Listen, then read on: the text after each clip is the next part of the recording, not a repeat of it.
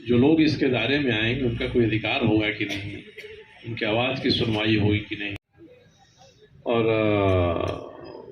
दूसरा है कि हमारे क्षेत्र में जो पानी की समस्या देने का, अलग अलग क्षेत्रों में पानी बिजली देने की जो बात कंपनी ने मान लिया है, इसको साल भर के भीतर लागू करे और चालू कराए। जो लोग इसके दायरे में आएंगे उनका कोई अधिकार होगा कि नहीं, उनकी आवाज़ की सुनवाई होगी कि नहीं।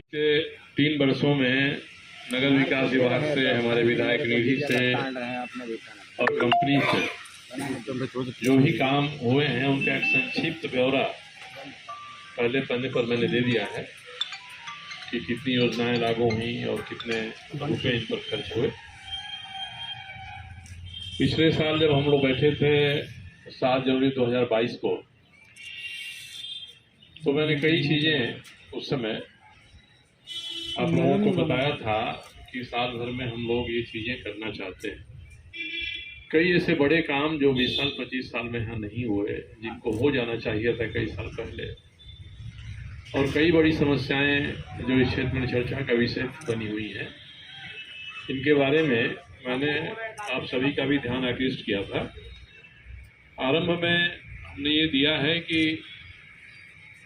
जो कंपनी हम लोग की है, टाटा स्टील है या उसकी कंपनी जुस्को या TUSIL है, ये सभी के सभी लोग पहले परहेज करते थे कि हम अपने लीज क्षेत्र के बाहर साथ बिजली पानी नहीं देंगे।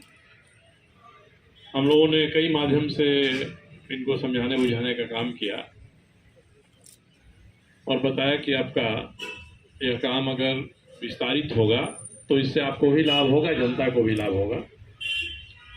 तो अब मैंने जिक्र किया है करीब 13-14 पॉइंट में जहाँ इन लोगों ने बिजली दिया है, और ये मैंने अपने से नहीं कहा है बल्कि उन्होंने हमको लीक कर दिया है इस रूप में, लाल पीला घेर के, कौन पूरा हो गया, कौन पूरा हो रहा है, किसका कब समय होगा, इस तरह का बनाकर उन्होंने दिया है। और इसमें उन्होंने ये भी कहा है, जो लास्ट 16 मई 2022 को उन्होंने दिया था हमको, उसमें उन्होंने इस बात को स्वीकार किया है कि स्थानीय विधायक के प्रयास से ये सारी चीज़ें हुई। ये लिखित में भी उन्होंने कहा है, लंबी लिस्ट है मोहल्लों का, कुछ छांट के उन्होंने दिया है।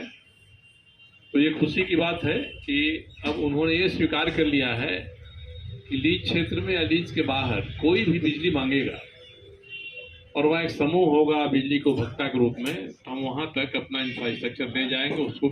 एक ऐसा इलाका है जिसका एक हिस्सा टाटा लीज में भी है, कुछ हिस्सा बाहर भी है, मगर वहाँ न लीज क्षेत्र में न बाहर के क्षेत्र में कोई भी सुविधा नहीं है। पीने के पानी की सुविधा नहीं है, सफाई की नहीं सुविधा है, सीवेज ड्रेनेज की सुविधा नहीं है।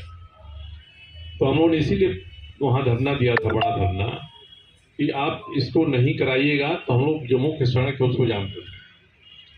उसका असर पड़ा है और मेरी लगातार बैठकें हो रही हैं। अब उन इलाकों में जो मांगेगा बिजली तो जाएगी ही। ब्राह्मण टोला एक वहाँ है भुइयाडीह में, उस ब्राह्मण टोला की स्थिति है कि सालों भर पानी का जमाव रहता है। ग्वाला बस्ती ब्राह्मण टोला में पानी निकलता ही नहीं है, बरसात में और बुरी हालत होती है।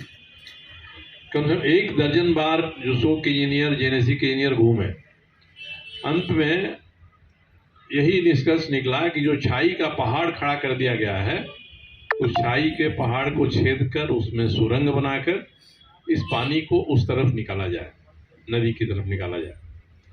और ये योजना सैंक्शन भी हो गई है, कंपनी टाटा स्टील ने भी सैंक्शन कर दिया है, इसके लिए पैसा भी दे दिया है। तो किसी भी दिन इस पर काम शुरू हो सकता है। उसके लिए पाइप जो सुरंग में डाला जाएगा उसकी भी करीब हो रही है। जब पूरा पाइप आ जाएगा तो इनका कहना है कि हम सुरंग भी बनाएंगे और पाइप को भी डालते जाएंगे। खतरा नहीं लेंगे कि छाई का पहाड़ ऊपर से बैठने जाए।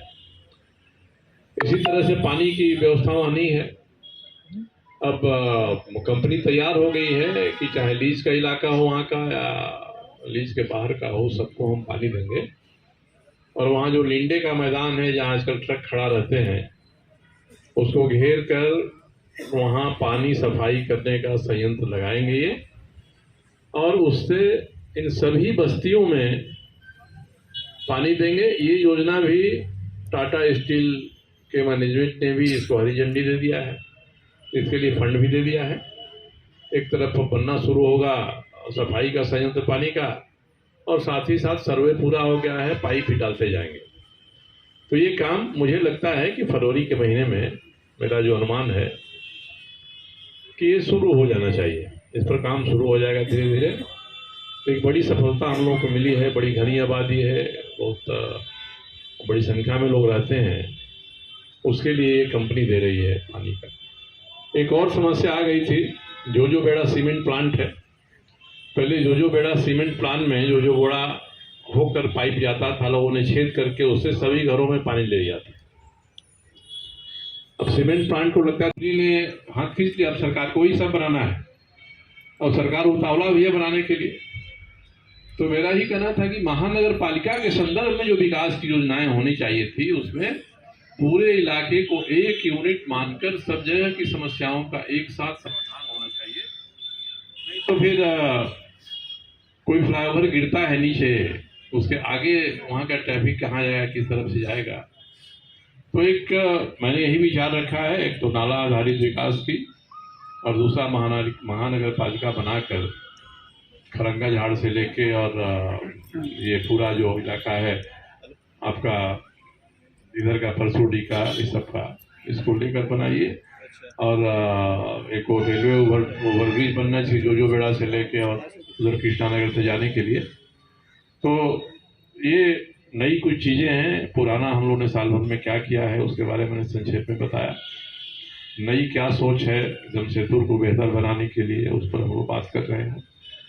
और मेरा प्रयास होगा कि जिला प्रशासन, सरकार, टाटा स्टील, ये सभी मिलकर गंभीरता से बात करें, और जिस तरह से बिजली विभाग में जीएम की अध्यक्षता में एक संयुक्त कमेटी बन गई है, उसी तरह से जेएनएसी या और जुस्को, इसकी भी एक संयुक्त समिति बननी चाहिए, जहां लोग और जन सुविधाओं के बारे में अपनी बातें रख सकें। अगर ये ज़्यादा पैसा लेते हैं बिजली देने के लिए, पानी देने के लिए, उस पर उसमें भी विचार हो, जैसे बिजली के बारे में विचार हो रहा है।